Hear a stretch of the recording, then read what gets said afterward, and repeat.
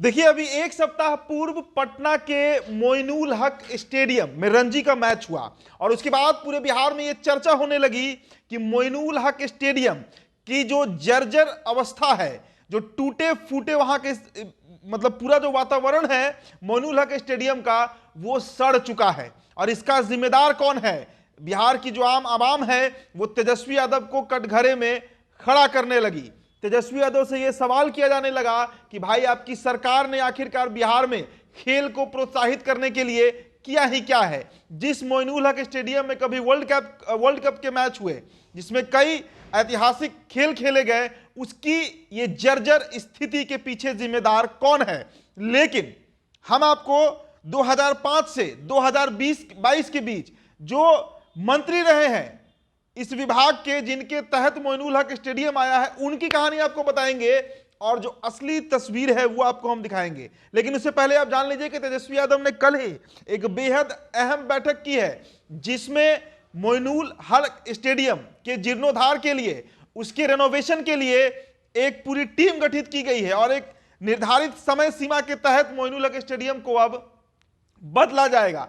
लेकिन आप जरा गौर करिए कि नीतीश कुमार के समूचे कार्यकाल में केवल और केवल जो बीजेपी के नेता हैं, भाजपा के नेता हैं, वही कला, संस्कृति और खेल मंत्रालय का पद संभाले हैं। आपको हम हर साल का डेटा दे देते हैं। देखिए, साल 2005 से 8 के बीच बीजेपी के जनार्दन सिंह सिग्रीवाल बिहार सरकार के कला, संस्कृति और खेल मंत्रालय को संभाल रहे थे। जनार्दन सिंह सिग्रीवाल 2005 से 2008 के बीच में। 2008 से 10 तक बीजेपी की रेणु देवी, जो बाद में उप मुख्यमंत्री भी बनी बिहार की, 10 से 13 तक बीजेपी की सुखदा पांडे, 2017 से 19 तक बीजेपी के कृष्ण कुमार ऋषि, 2019 से 20 तक बीजेपी के प्रमोद कुमार, 2020 से 21 तक बीजेपी के मंगल पांडे और 21 से 22 तक यानी 9 अगस्त 2022 तक आलोक रंजन झा बीजेपी के पास ही खेल मंत्रालय लगभग 17 सालों तक रहा। अगर बीच के 1-1.5 साल को हम हटा दें तो आखिरकार बीजेपी से यह सवाल क्यों नहीं पूछा जाता है कि मोइनुल हक स्टेडियम की जो बदहाल स्थिति है, जो जर्जर स्थिति है, उसके पीछे तेजस्वी यादव कारण कहां से हो गए? अब सवाल उठाइए कि भाई 18 सालों में आखिरकार मोइनुल हक स्टेडियम के लिए किया क्या गया। अब आपको हम तेजस्वी यादव के जरा सा जो सोशल मीडिया का हैंडल है उस पर जो तेजस्वी यादव ने साझा किया है वो आपसे हम दिखा रहे हैं। देखिए, तेजस्वी यादव ने कल एक बेहद अहम बैठक की है, जिसमें मोइनुल हक स्टेडियम के पुनर्विकास और पुनर्निर्माण संबंधित समीक्षा बैठक की है।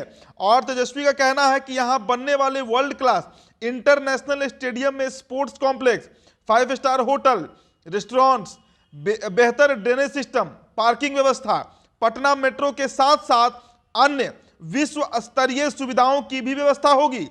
2 हफ्तों में डीपीआर कार्य पूर्ण कर अग्रिम कार्रवाई के निर्देश दे दिए गए हैं। तो ये बातें तेजस्वी यादव कह रहे हैं। तो अगर भविष्य में मोइनुल हक स्टेडियम सुधरता है, उसका जीर्णोद्धार होता है और जिस तरीके का सपना तेजस्वी दिखा रहे हैं कि वहां पर 5 स्टार होटल हो सकता है, वहां पर मेट्रो से कनेक्टिविटी हो सकती है, पार्किंग की व्यवस्था हो सकती है, सिटिंग गैलरी को बहुत अच्छा बनाया जा सकता है, अगर ऐसा हो जाता है तब मोइनुल हक स्टेडियम, जिसे बर्बाद भाजपा की सरकार ने किया पिछले 17-18 सालों में, उसे बनाने वाले के श्रेणी में तेजस्वी यादव का नाम जरूर आ जाएगा।